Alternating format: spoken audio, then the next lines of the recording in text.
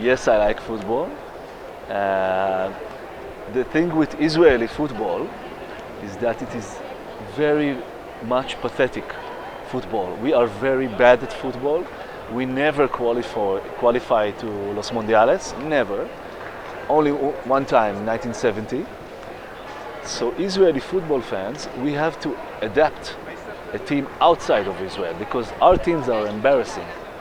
So I adapted Barca, and also and for the Mondial, usually I adapt Spain.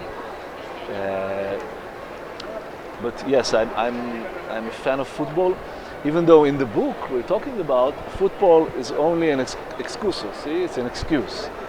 The friends use football and watching football as an excuse to meet and gather together. And this is how the book begins. So it's not a book about football, but it's an excuse to begin the book and an excuse for the characters to meet.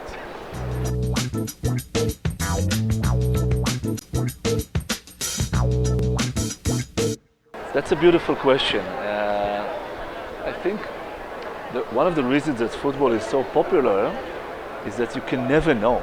When a football game begins, you can never know. In a certain game,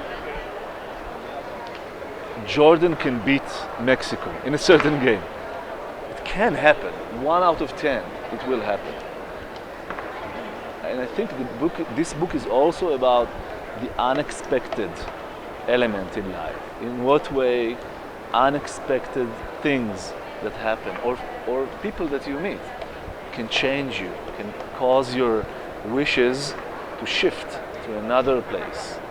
So if I had to choose one sport in which the surprise element is so evident, football would be the sport, because there's so many factors working in a football game you can never predict.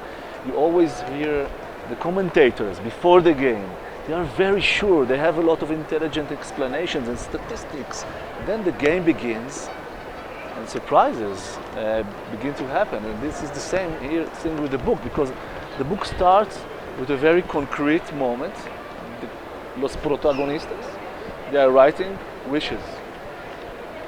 What they want that will happen with their lives in the forthcoming 4 years. And they have their wishes, they have their goals, but then things begin to happen, and the friendship begins to change, and the wishes begin to shift. So it ends up, and I don't want to tell the end, but it ends up with everything being changed and developing.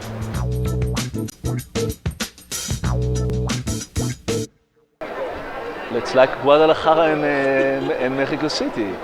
I think Mexico City is like the central, the most important town, the cultural capital of Mexico. Am I right?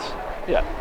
And then Haifa is this kind of Guadalajara, because it's not a small town, it's a big town, but it's a province. It's the real things. When you grow up in Haifa, and I guess it's the same in Guadalajara, I just guess, you have the feeling that the real things happen there.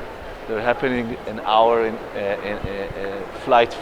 In Israel, it's an hour by car. In Mexico, it's an hour by plane.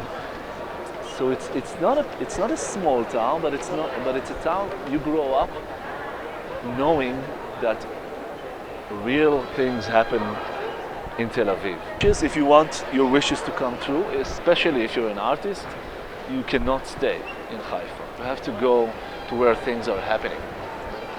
And then you move to Tel Aviv.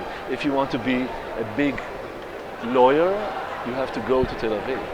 If you want to make a lot of money, usually you will end up in the business center of Tel Aviv. So it ends up with all the characters of this book moving from Guadalajara to Mexico City, but then also you miss your hometown, because a big city is always makes you feel lonely. So these 4 friends that coming from Haifa, they move to the big city. They are clinging to each other. They want to have this bulb of friendship inside this big city and not to feel lonely. Can you understand? Is it a good metaphor or equivalent? Guadalajara and Mexico City?